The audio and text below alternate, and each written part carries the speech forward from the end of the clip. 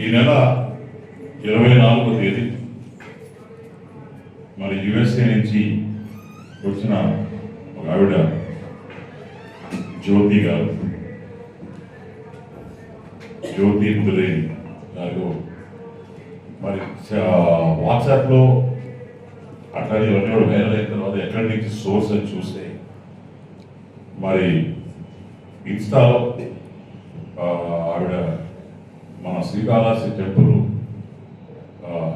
మరి ఎక్కువ కరప్షన్ ఉన్నట్టు గేటు కాడ ఎంటర్ వెంటనే వాళ్ళు ఎవరో గేటు దగ్గర 200 రూపాయలకి ఇస్తే వాళ్ళ లోపల దర్శనం చేపిస్తామన్నట్టు, తర్వాత మేళగారు తప్పు అడిగినట్టు, దాని తర్వాత లోపల పూజారి దగ్గర తప్పు అడిగినట్టు, సత్యగోపం దగ్గర సత్యగోపం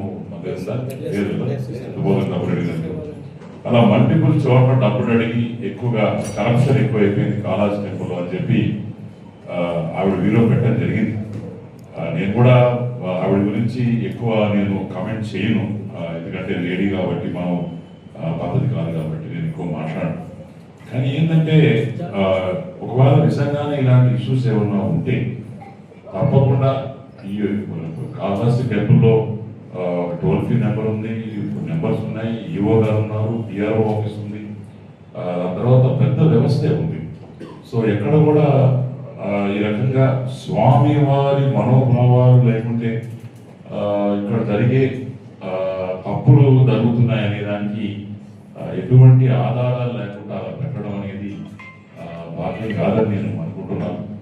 అట్లనే ఎస్పెషలీ టెంపుల్స్ గురించి మనం మాట్లాడేటప్పుడు చాలా జాగ్రత్తగా ఉండాలి. ఎందుకంటే ఎంతోమంది స్వామివారి భక్తులు ఉంటారు, దాని తర్వాత మన ఆడకూతురు కాబట్టి ఆ రకంగా పెట్టినప్పుడు వాళ్ళు కూడా తప్పుగా రాసే అవకాశం ఉంటుంది.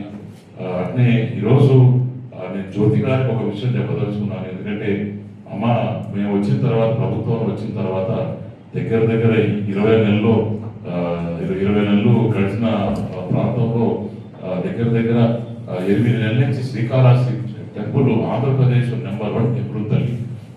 ఎక్కడ కూడా ఈ తప్పులు అనేది ఎప్పుడు జరగలేదు, జరిగే ఆస్కారాలు కూడా లేదు. మీరు అన్నట్టు దళారు వ్యవస్థ కొద్దిగా ఎక్కువ ఉన్నది, కానీ బాగా దాన్ని అరికట్టాం. కానీ ఇప్పుడు దళారు వ్యవస్థ కూడా బాగా తగ్గిపోయింది. మీరు అన్నట్టు సెక్యూరిటీ అవన్నీ చేయడం అనేది కరెక్ట్ కాదు.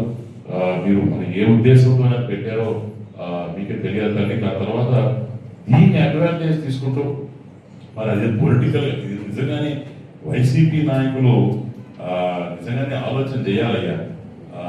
ఎందుకంటే